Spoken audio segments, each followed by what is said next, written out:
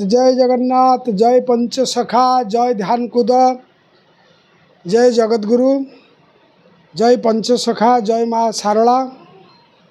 भारतवर्षर साधु सन्थ मुनि ऋषिर देश, वैदिक देश, देवादेवींकर पालित देश। तेणु देशर थिबा समस्त बुद्धिजीवी चिंताशील व्यक्ति साधु सन्थ महात्मा मानक मोर अनंत कोटि प्रणाम। सुंदर मानसिकतार एक पवित्र कार्यक्रम आसंता इंग्रेज 27/6/2026 गुरुवार एवं 28/6/2024 शुक्रवार ए उभय 2 दिन व्यापी आपणकर सुंदरगढ़ जिलार बणई ब्लॉक जकेई ग्रामर स्थित आषाढ़ शुक्ल पक्ष और सप्तमी तिथि रे महापुरुष अच्युतंकर रास कार्यक्रम करा जाउछि। पश्चिम ओडिशा रे या प्रथम करी करा जाउछि। महापुरुष माने रास ओडिशार कोण अनुकोण रे विस्तार करिवा पई रास मंडल प्रस्तुत करथिले। से महापुरुषंकर आशीर्वाद कृपा को पार्थय करी से आमे सेठारे रास रचना करिवार करिचु। ए उभय शुक्र गुरुवार एवं शुक्रवार ए 2 दिन व्यापी सेठी आमे रहणी काल हब। मो सहित अनेक साधु सन्थ महात्मा माने उपस्थित रहिबे। एइथिपाई प्रस्तुत होइछि श्रीक्षेत्रर पतित पावन बाना को आमंत्रित करा जाइछि। प्रभुंकर महापुरुष अच्युतंकर ठारू माळचूल अणा जाइछि एवं आमर वेदव्यास व्यासाय विष्णु रूपाय जो वेदव्यास राउरकेला स्थित वेदव्यास मध्य पवित्र जल एवं सेठारू वेदव्यास को आमंत्रित करा जाइछि। माळचूल ठाकुरंकर ये ग्रहण करा जाइछि एवं जो बणई बाणेश्वर महादेव अछंती सेई बाणेश्वर महादेव मंदिर मध्य जल एवं आमर जो बरणी करा जाइछि तांको पूजा अर्चना कराछि। माळचूल सेठु मध्य आसी स्थापन करा जिवो। ध्यानकूद पंचसखा पीठर मध्य माळचूल आमे नेहिकी जिबु एवं जशवंत गोस्वामी अनंत बलराम जगन्नाथ दास एमानक पीठर मध्य आशीर्वाद कृपा सेमानकर करुणा को पार्थय करी प्रथम करी पश्चिम ओडिशा बणई ठारे आमे एक रास कार्यक्रम करुचु। एथिरे रास प्रेमी रास तत्ववीति सन्थ केते जन मध्य मो संगरे जिबे। या एक मालिका वर्णित तथा भविष्यत महापुरुषंकर लिखित आज्ञा अनुजाय सेठारे करा जाउछि। विशेष भाव में ए कार्य रे सहयोग करुछन्ति भक्त कमलेश मिश्र, पंडित कमलेश मिश्र, आम सांगरे राजू बाबू एवं प्रताप एवं संजय मध्य जाउछन्ति। पागला बाबा गादी ब्रह्मरु एवं अश्विनी बाबा अवधूत नागाखेड़ा अवधूत से मध्य आम संगे संयोग करिवार कार्यक्रम रही। आउर अनेक साधु सन्थ सेठिकी आमे आमंत्रित करिछु जे से कार्य रे समस्त उपस्थित हेबे एवं से कार्य को चलै नेबे। गोटे बड़ कथा सेठारे हबो। अजपा सूत्र रे रास तत्व को आधार करी मध्य एक दिनात्मिक एक अजपा यज्ञ मध्य सेठारे आयोजन करा जिवो। या व्यतीत अच्युतानंदकर ब्रह्मपंजर पाठ करा जिवा सहित अष्टगुजरी नवगुजरी शरणपंजर पाठ करा जिवो। गुजरी रास अच्युतानंदकर रचित गुजरी रास महागुप्त गुजरी रास मध्य सेठारे रचना करा जिवो, पठन करा जिवो एवं संध्यारे से स्थान रे सत्संग रे आमे माने साधुसंत गहण मोर उपस्थित सेठी आध्यात्मिक पंचसखा श्री जगन्नाथ भविष्यत मालिका एवं श्री जगन्नाथ तत्व तथ्यर कथागाथा आध्यात्मिक चेतना सृष्टि कला भली किछि चेतना मध्य संध्यारे आशीर्वाद माध्यम साधु सन्थ मान द्वारा प्रदान करा जीव सेतिपाई आमे सदूर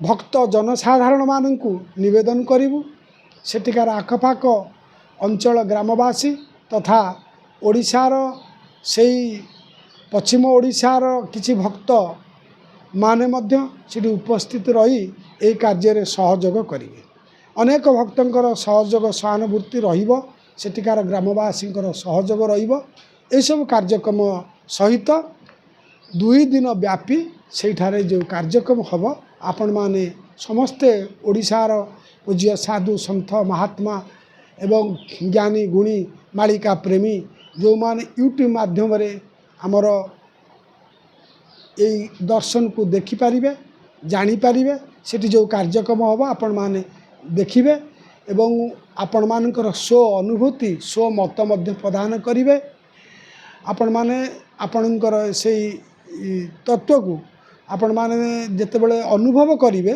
आपणकर चिंता चेतना रे महापुरुषंकर कथा गाथा रे महापुरुषंकर पोथी ग्रंथरु उद्धृत रास तत्व हम बहु रास तो अच्छी ता भितर आमे मुख्यतः गुजरी रासर कार्यक्रम सेठारे रखिबु एवं तापरे आपणकर वैदिक कार्यक्रम रे आमे महामंत्र गोपाल मंत्र तारक ब्रह्म राम तारका मंत्र ब्रह्म गायत्री मंत्र अजपा सूत्र रे मध्य यार आहुति प्रदान करिवु मंत्र को अजपा सूत्र जपहीन मंत्र माने मन सूत्र रे ए पाठ करा जीवो ए विश्व कल्याण पाई ए कार्यक्रमटी करा जाउची एथरे महापुरुषंकर कृपा आशीर्वाद को पार्थ्य करी ए कार्यक्रम को करा जाउची विशेष भाव रे से अंचल आकर्षित स्थान होउची बाणेश्वर महादेव बणईर बाणेश्वर महादेव पूर्वरु वर्णित बाणासुर प्रतापी महाप्रतापी बाणासुर अनिरुद्ध उषा संपर्क रे आपण जानती भगवानकर नातीपुत्र अनिरुद्ध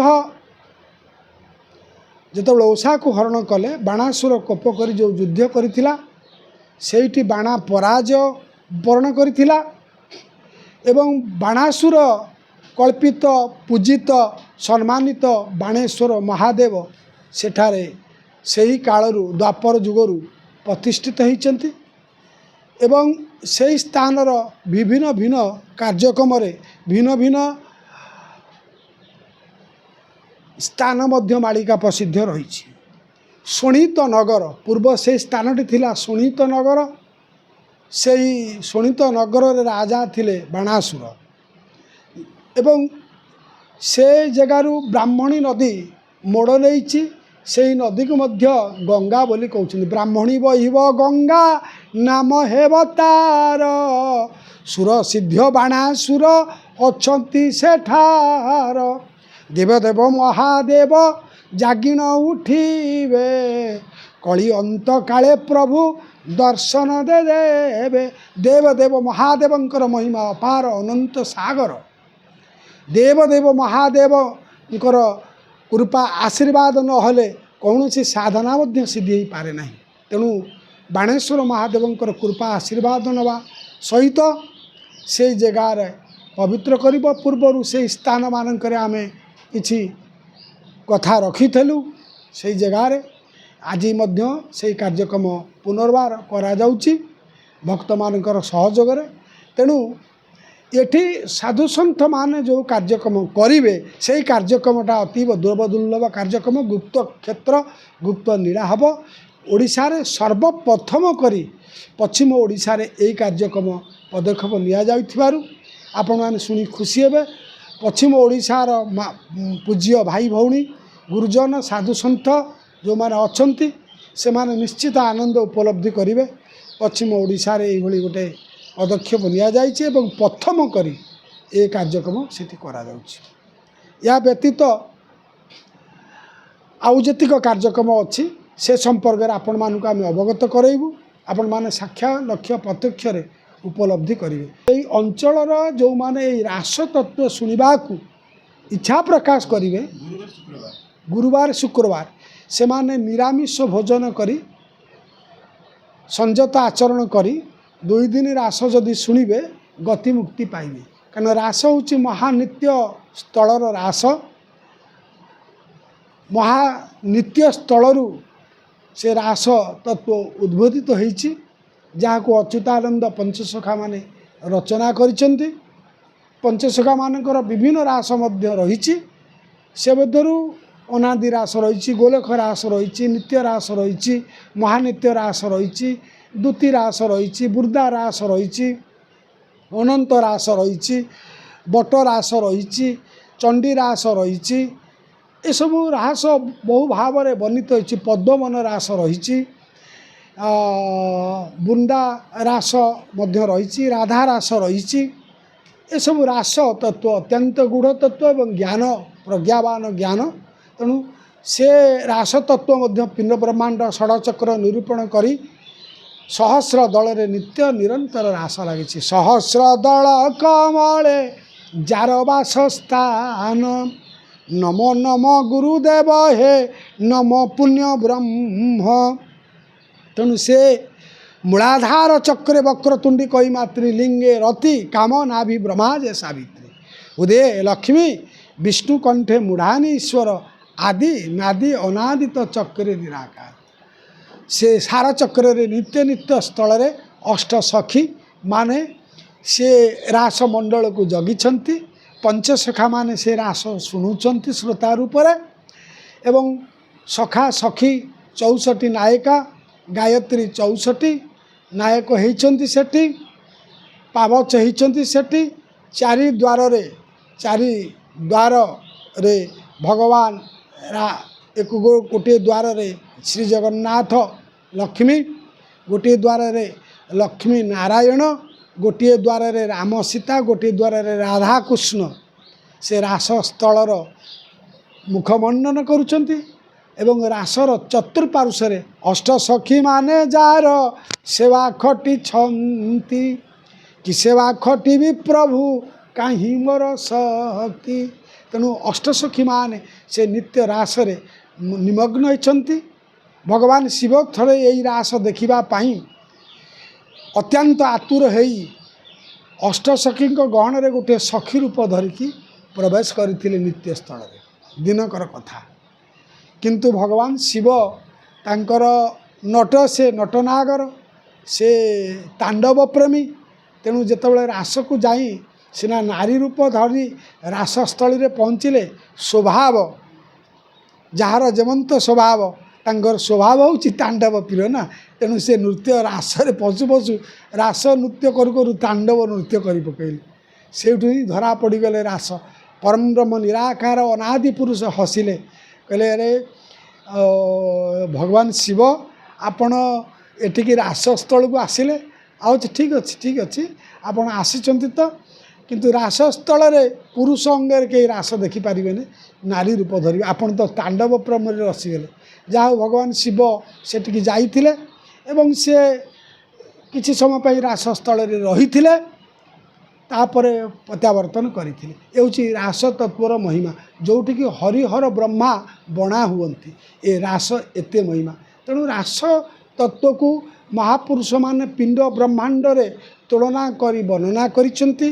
रास मध्य स्वर तत्व षड़चक्र निरूपण करी सहस्र दल रे जे नित्य रास देखिपारे त्रिकुट रे नित्य ध्यान करी जे आत्मा परमात्मा को संजोग करी परम ब्रह्म रे स्थित ही पारे से अनादि मंडल को जाई जो माने रास देखी पारंती महानित्य आदि अनादि राधाकृष्ण स्वरूप को वर्णना करती बा देखती से माने बहु भाग्य बहु तपस्यार फल जोठिकी गले आउ केबे दुख सुख ताप संसार बासना मिले भोगिबा को पड़े नहीं। जन्म मृत्यु रहित हो जाए मनीष एवं सेठी नर नारायण पालटि जाए एवं एक देवरूप धारण करी से नित्य स्थल रे सेवा खटड़ी करती। ସେହିଭଳି ଗୋଟିଏ କାର୍ଯ୍ୟକ୍ରମ ସେହି ସ୍ଥାନରେ କରାଯାଉଛି। ସେଠି ବହୁ ଭକ୍ତମାନଙ୍କର ଉପସ୍ଥିତିର କାର୍ଯ୍ୟକ୍ରମ ରହିଛି। ତେଣୁ ଜନସାଧାରଣ ଭକ୍ତଙ୍କୁ, ରାସପ୍ରେମୀ ଭାଇ ଭଉଣୀମାନଙ୍କୁ, ସନ୍ଥ ସାଧୁମାନଙ୍କୁ ଆମେ କରପତ୍ର ଯୋଡ଼ି ନିବେଦନ କରି ସେହି ସ୍ଥାନରେ ଯିଏ ସହଯୋଗ ରଖିବେ ଉପସ୍ଥିତ ହେବା ପାଇଁ ନିବେଦନ କରୁଛୁ। ଏବଂ ଆହୁରି ଅନେକ କଥା ଆ ଭିତରେ ଅଛି। ସେସବୁ କାର୍ଯ୍ୟକ୍ରମ ଆମେ ଯେତେବେଳେ କରିବା ଆପଣମାନେ ପାକ୍ଷରେ ଦେଖିବେ। ତେଣୁ ଏ ବାଣୀକି ବିଶ୍ରାମ ଦେଉଛୁ ଏବଂ ଆପଣ ମନେ ରଖିବେ ଯେ ସେଇ 27, 28 ଏ ମାସର 27, 28 ଏବଂ ଆଉ ଗୋଟେ ବଡ଼ କଥା ହେଉଛି କ'ଣ, ଏବେ 13 ଦିନ ପକ୍ଷ ପଡ଼ିବ ଯେବେ କଳଙ୍କିକୁ ଚିନ୍ତା ଲାଗିବ ତେବେ 13 ଦିନ ପକ୍ଷ ଆଗକୁ ପଡ଼ୁଛି। ଏ 13 ଦିନ ପକ୍ଷ ଭାଗରେ ଅଚ୍ୟୁତାନନ୍ଦ ଜଗନ୍ନାଥ ଦାସ ଏବଂ ରୁକ୍ମଣୀ ଗୀତା, ରୁକ୍ମଣୀ ମାଳିକା ଆଦିରେ ବର୍ଣ୍ଣିତ ଅଛି। 13 ଦିନ ପକ୍ଷ ପଡ଼ିବ ଯେବେ ତେବେ କଳଙ୍କିଙ୍କୁ ଚିନ୍ତା ଲାଗିବ ଏବଂ 13 ଦିନ ପକ୍ଷ ପଡ଼ିଲେ କିଛି ଅଘଟଣ ମଧ୍ୟ ଘଟିବାର ସମ୍ଭାବନା ଥାଏ। ଏଭଳି ଏକ ଦୁଃସତ୍ୟ 13 ଦିନ ପକ୍ଷ ପଡ଼ୁଥିବା ସମୟରେ କାହିଁକି ସେଠି ରାସ ହେଉଛି ତାହା ସେଇ ରାସର ନିତ୍ୟ ନାୟକ ପରମବ୍ରହ୍ମ ଗୁରୁ ଅଚ୍ୟୁତ ଜାଣନ୍ତି, ପ୍ରଭୁ ପରମାତ୍ମା ଜାଣନ୍ତି। ତେଣୁ ଏ 13 ଦିନ ପକ୍ଷଟି ପଡ଼ୁଛି। ଏଠି ମଧ୍ୟ ଅଦଳ ବଦଳ ସବୁ କ୍ଷେତ୍ରରେ ହୋଇସାରିଛି। ଓଡ଼ିଶା ରାଜନୀତି ସ୍ତର ଠାରୁ ଭାରତବର୍ଷ କେନ୍ଦ୍ର ରାଜନୀତି ଭିତରେ ଗୋଟିଏ ବଡ଼ ଧରଣର ପରିବର୍ତ୍ତନ ମଧ୍ୟ ଦେଖାଦେଇଛି। ତେଣୁ ମାନବ ସମାଜରେ ଗୋଟିଏ ପରିବର୍ତ୍ତନ ଦେବ ସମସ୍ତେ ଜାଣିବା ଦରକାର। କିଛି ଲୋକ এই ମାଧ୍ୟମରେ ୟୁଟ୍ୟୁବ୍ ମାଧ୍ୟମରେ କମେଣ୍ଟ ଦେଇଛନ୍ତି ଯେ ପରବର୍ତ୍ତୀ ସମୟରେ 2024ରୁ 2029 ଭିତରେ କିଛି ପରିବର୍ତ୍ତନ କଥା କିଛି ଲୋକମାନେ କହିଥିଲେ, ତାକୁ ବାବା କହୁଥିଲେ କିଛି ହେବ ନାହିଁ। ଏ ଯେଉଁ କଥାଟି ମନରେ ଉଙ୍କି ମାରିଛି ସଜନ, 2024ରୁ 29 ଭିତରେ ଯାଉ ପୃଥିବୀ ଧ୍ୱଂସ ହୋଇଯିବ, ଅଗ୍ନିପାତ ହୋଇଯିବ, ସମସ୍ତେ ପୋଡ଼ି ଜଳି ମରିଯିବେ ଏବଂ ବିନାଶଶୀଳ ହେବ, ଯୁଦ୍ଧ ହୋଇଯିବ, କିଛି ଠା ଠିକଣା ରହିବନି। ଏଭଳି ଏକ ବିକୃତି ମାନସିକତା ଦେଇ ଭୟଭୀତ କରିବା ଉଚିତ ନୁହଁ। ଅଙ୍କ 24 ମସିହା ନୁହଁ, ଅଙ୍କ ମଧ୍ୟ ମହାପୁରୁଷ କହିଛନ୍ତି। ତେଣୁ ଗୋଟେ ମାର୍ଜିତ କଥା ଉକ୍ତି କରିବା ଦରକାର। ତେଣୁ କଥା କହୁ କହୁ କିଏ କ'ଣ କହିଦିଏ, କିନ୍ତୁ ତାର ଭିତରେ କିଛି ରହିଛି। ଆମ୍ଭ ଜନ୍ମ 29ରେ ଜନ୍ମ ହୋଇବୁ ଗୁପ୍ତ ଭାବରେ। ତେଣୁ 29 ଅଙ୍କଟା କେଉଁ ରାଜାଙ୍କ ଅଙ୍କରେ ହେବ, ଏ ଦିବସୀୟ ରାଜାଙ୍କ ଅଙ୍କରେ ହେବ କି କେଉଁ ରାଜାଙ୍କ ଅଙ୍କରେ ହେବ, ତାହା ଏକ ଗୁପ୍ତ ନିର୍ଣ୍ଣୟ। ଗୁରୁ ଶିଷ୍ୟ କଥୋପକଥନ, ଆତ୍ମା ପରମାତ୍ମା ଚିନ୍ତନ ବ୍ୟକ୍ତିମାନେ ଗୁପ୍ତରେ ଜାଣିବେ। ପରିପ୍ରକାଶ ମାଧ୍ୟମରେ ମାଳିକାଟା ଲୋକଲୋଚନକୁ ଯାଉ, ପଞ୍ଚସଖାଙ୍କ ଧର୍ମ ଦର୍ଶନକୁ ଲୋକମାନେ ଜାଣନ୍ତୁ। ଉତ୍କଳର ଏହି ବରଣ୍ୟ ସାଧୁ ଅଚ୍ୟୁତ ଅନନ୍ତ ଯଶବନ୍ତ ଜଗନ୍ନାଥ ବଳରାମ ମହାପୁରୁଷଙ୍କର କଥାଗାଥାକୁ ସମସ୍ତେ ଜାଣନ୍ତୁ। ଏମାନେ ଏତେ ଏତେ ଗ୍ରନ୍ଥ ରଚନା କରିଛନ୍ତି, ଯୋଗସିଦ୍ଧ ପୁରୁଷ, ସପ୍ତାଙ୍ଗ, ଅଷ୍ଟାଙ୍ଗ, ଲୟାଙ୍ଗ, ସ୍ୱରତତ୍ତ୍ୱ ଆଦି ଜାଣିଛନ୍ତି। ତାହା ଲୋକମାନେ ଜାଣନ୍ତୁ। ଏହି ଉଦ୍ଦେଶ୍ୟ ନେଇ ଆମେ ମାଳିକା ବିଚାରକୁ ଲୋକଲୋଚନକୁ ନେଇଛୁ। କିନ୍ତୁ ଯେଉଁ ପ୍ରକ୍ଷିପ୍ତ ବିକ୍ଷିପ୍ତ ଭାବରେ ମାଳିକାକୁ କୁହାଯାଉଛି ସେଥିରେ ମହାପୁରୁଷମାନେ ବହୁ କଥା ଲେଖିଛନ୍ତି। ତା ଯୁଗାନୁକର୍ମରେ, ସମୟାନୁକର୍ମରେ ଗୋଟେ ପରେ ଘଟିବ। କିଛିଟା ଘଟିଛି, କିଛିଟା ଘଟୁଛି, କିଛିଟା ଘଟିବାକୁ ମଧ୍ୟ ଯାଉଛି। କିନ୍ତୁ ତା ମଧ୍ୟ ଏକ ବିଚାର ବିମର୍ଶ ହେବ। ଏବଂ ମୀନ ରାଶିକି ଶନି ଆଗକୁ ଯିବେ 2025 ମଧ୍ୟରେ ଏ କଥା ଦେଖିବାକୁ ମଧ୍ୟ ମିଳୁଛି। ମୀନ ଶନି ଚଳୁଛନ୍ତି। ତେଣୁ ମୀନ ଶନି ଚଳିଲେ ମଧ୍ୟ ଗୋଟେ ଗୋଳ ଯୁଦ୍ଧ ହେବାର ସମ୍ଭାବନା, ବିରାଟ ପରିବର୍ତ୍ତନ ମଧ୍ୟ ଦେଖାଦେଇପାରେ। 13 ଦିନ ପକ୍ଷ ମୀନ ରାଶିକୁ ଶନିଚର ଚଳିବା, ଏହା ନିଶ୍ଚିତ ଭାବରେ ଜ୍ୟୋତିଷ ମତ ହେଉ, ଜ୍ଞାନ ବିଜ୍ଞାନ ମତ ହେଉ, ସାଧୁସନ୍ତଙ୍କର ମତ ହେଉ, ପରମ୍ପରାଙ୍କର ମତ ହେଉ, ଗୋଟିଏ କିଛି ଘଟିବାର ଯାଉଛି, ଘଟୁଛି ଏବଂ ସେଥିପାଇଁ ଆମକୁ ଟିକେ ସତର୍କ ହେବାକୁ ପଡ଼ିବ।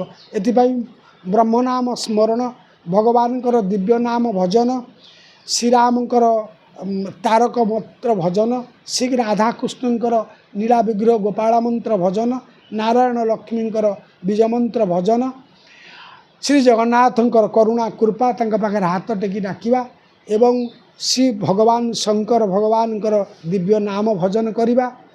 ଭଗବାନ ଶଙ୍କରଙ୍କ ସହିତ ମହାବୀର ହନୁମାନଙ୍କର ଚାଳିଶା ହନୁମାନ ପଞ୍ଜର ମଧ୍ୟ ପଠନ କରିବା ଉଚିତ। ଏହା ବ୍ୟତୀତ ମହାମାୟା ମହାଶକ୍ତି ଆଦିଶକ୍ତି ଆଦିମାତା ମହାମାୟା ମା ଦୁର୍ଗା ଦେବୀଙ୍କର ଗୁଣକୀର୍ତ୍ତନ କରିବା ଉଚିତ।